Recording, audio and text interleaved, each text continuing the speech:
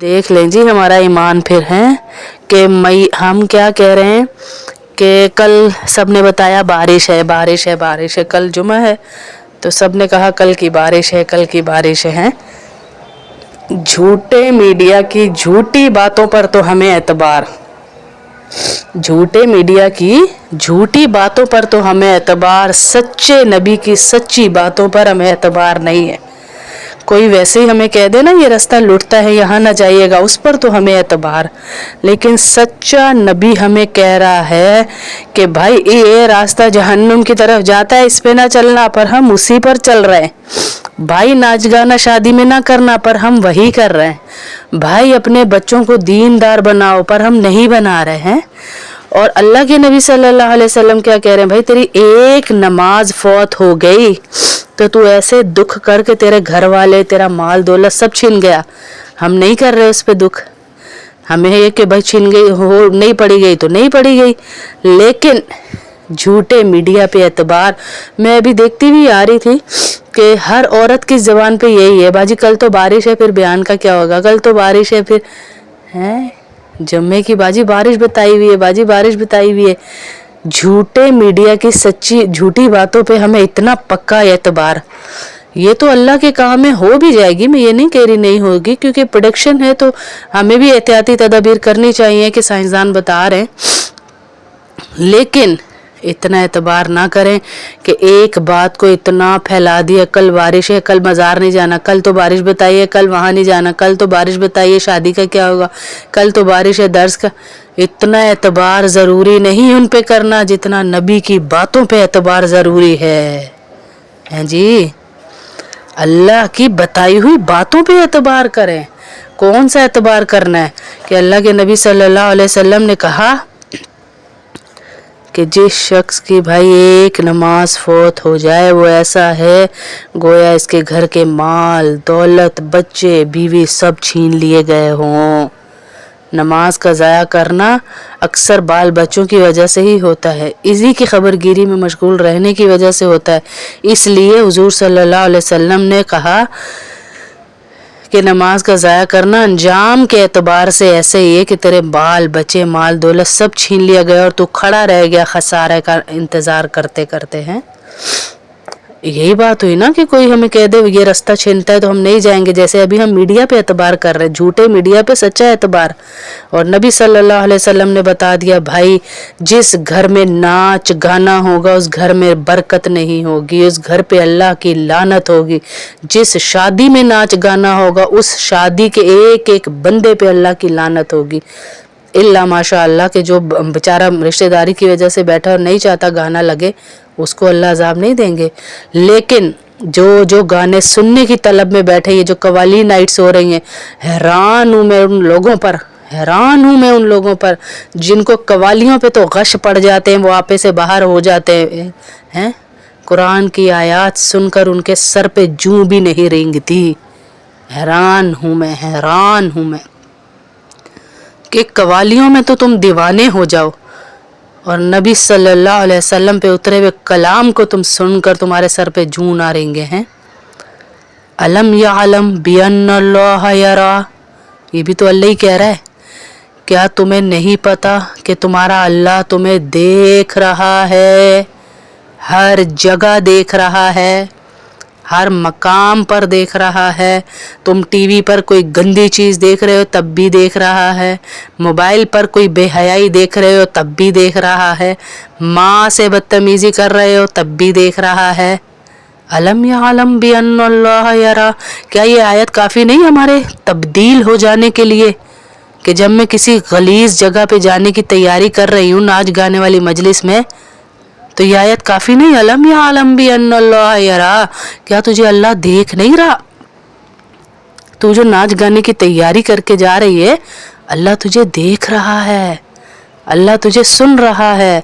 अल्लाह तेरे सामने 4 गवाह पेश कर देगा क़यामत वाले दिन। सबसे पहला गवाह जो पेश करेगा अल्लाह, सबसे पहला गवाह وہ ہمارے جسم کے اعضا ہی ہمارے گواہ بن جائیں گے. یا اللہ پاؤں کہیں گے یہ مجھ سے چل کے گیا تھا, ہاتھ کہیں گے یا اللہ اس نے مجھ سے یہ برائی کی تھی, آنکھیں کہیں گی یا اللہ اس نے مجھ سے دیکھا تھا. اس دن ہم کہیں گے کہ ان کو کیا ہو گیا, یہ تو اس وقت چپ تھی.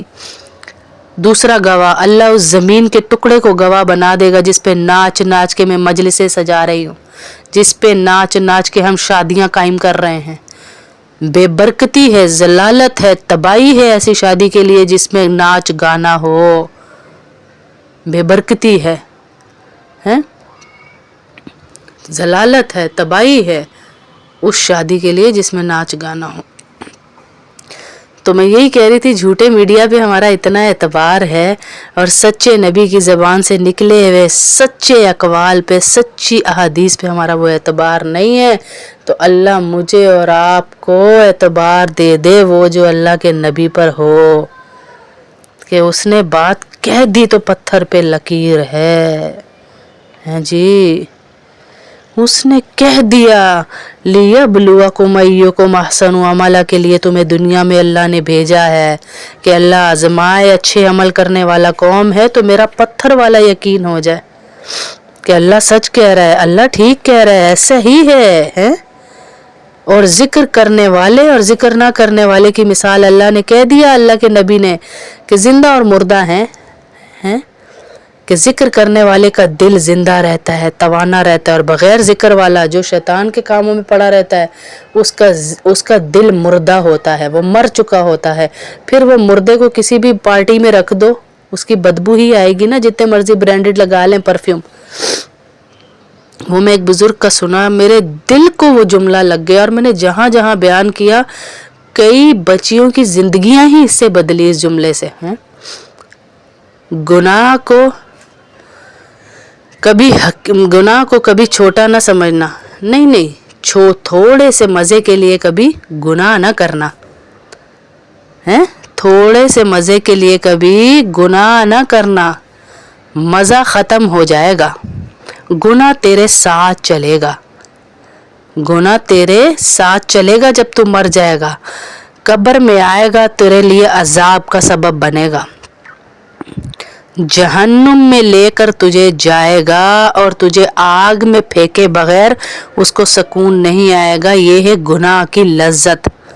3 گھنٹے کی فلم دیکھ رہے ہیں, گناہ کر رہے ہیں, مزہ تو ختم ہو گیا یار, یہی تھی بس فلم, ناچ گانا کر لیا 4 گھنٹے, بے پردگی کر لی کسی شادی میں, یار پردے ہی کر لیتی نہ ہی کرتی, گناہ ختم ہو گناہ ساتھ رہے گا, مزہ ختم ہو جائے گا. تھوڑے سے مزے کے لیے کبھی گناہ نہ کرنا. اور دوسری بات انہوں نے کہی کہ تھوڑی سی مشقت کے لیے کبھی نیکی نہ چھوڑنا, مشقت ختم ہو جائے گی, نیکی تیرے ساتھ چلے گی, جنت میں لے کے جائے گی, قبر میں جائے گی, یہاں تک کہ قبر سے اٹھے گی نامہ اعمال میں رکھی جائے گی, نامہ اعمال سے تجھے صالحین کی لسٹ میں کھڑا کروائے گی, وہاں سے تجھے جنت میں لے کے جائے گی. سبحان اللہ. تھوڑی سی مشقت ہوگی نماز پڑھنے میں, آج سردیوں میں وضو کرنے میں تھوڑی سی مشقت ہوگی, بیماری میں نماز پڑھنے میں تھوڑی سی مشقت ختم ہو جائے گی, نماز ہمارے ساتھ چلے گی.